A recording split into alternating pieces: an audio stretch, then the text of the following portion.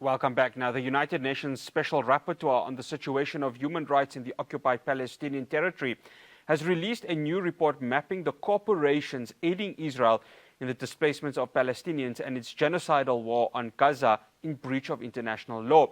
Francesca Albanese's latest report, which was presented today in Geneva, names 48 corporate actors, including United States tech giants Microsoft, Alphabet Incorporated, Google's parent company, and Amazon. A database of more than 1,000 corporate entities was also put together as part of the investigation. Joining me now, no stranger to us here at Hilaal TV, I'd like to welcome Ofer Neiman, who is part of Boycott From Within, coming to us from Jerusalem. Ofer, always a pleasure having you on. Thank you so much for joining us. Thanks for having me. No, absolute pleasure. So here's the thing of reading through the companies.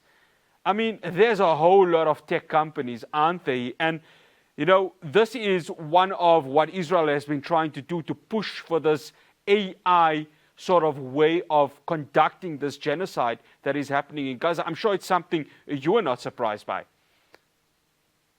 Yeah, so we typically think of the machines that we see being used by the Israeli military, the bulldozers, and that would be Caterpillar and Hyundai and Volvo. But there's something even more insidious here, and that's the major leading tech companies of the world, Amazon, Google, Palantir, teaming up with Israel in its I would call it an AI-driven genocide. And it's quite clear that Israel is relying very heavily on such sophisticated technology to pursue its genocidal campaign in Gaza. Yeah, and here's the thing, Ofer, that I mean, it came as no surprise because remember, there were human rights groups that, of course, had pointed it out.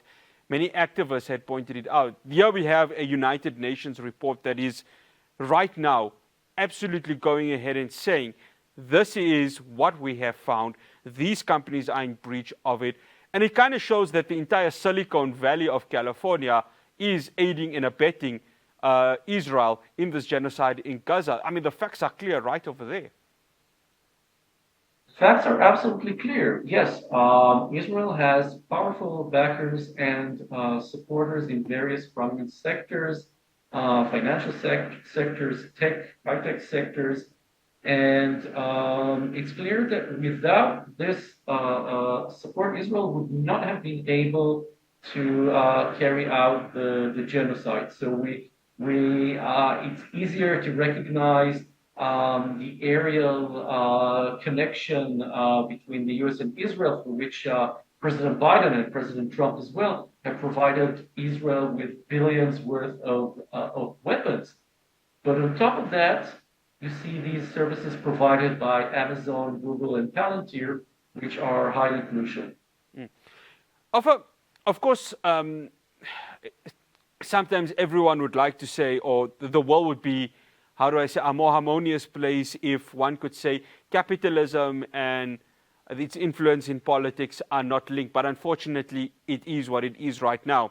It's quite clear that individuals within Silicon Valley have been, whether it's publicly or privately, have been backing the US presidents, whether it is Biden, whether it was currently Donald Trump, whether it was even the one that was challenging, namely Kamala Harris. So it's difficult to ask the United States government at this time, even with the facts right over there, to say, well, what are you going to do to these companies that have been named in a report? It's quite clear this may just be put on the blind side and probably will never be spoken to again. Well, I mean, I don't expect the U.S. government to take action against these U.S. companies, but they are vulnerable to a certain extent to public pressure. Some of these companies have already experienced boycott and shaming campaigns, including by very courageous employees from within. And it is possible to hit them in their pocket because these companies are looking to sell their services across the world. And if we across the world mobilize wherever we are and convince our governments and our municipalities and our elected officials not to do business with these companies that are complicit in genocide, they will suffer. And on top of that, perhaps it's possible, it's not inconceivable, that some of the directors, the heads of these companies, will eventually be brought to justice for complicity in genocide. Right, let's start off with the boycott part, and of course, can they be held accountable? I mean, Ofer, of course, from within Israel, you're in Jerusalem right now. What is the talk about, especially from a boycott from within? What is the campaign that's going to be led with regards to that? Of course, these companies do operate also within Israel. How does boycott from within now take the fight from within inside of Israel to say, well, it's quite clear you are involved in this genocide in Gaza and there needs to be a stop to it? So our voice as a small group of Israeli citizens is mainly focused on legitimizing the global campaign. Of course, within Israel, there's no substantial support for boycott, but we have a voice as Israeli citizens, most of us privileged Jewish Israeli citizens, and we can use it to amplify various BDS goals. And here, following Albanese's report, this is a major target. This is a major target, and we can speak out along with other activists across the world and call out these companies for their complicity in genocide, and hopefully the campaigns against these companies will intensify. One of those companies that took quite a hit since, of course, October the 7th, 2023, has been Starbucks, the coffee multinational.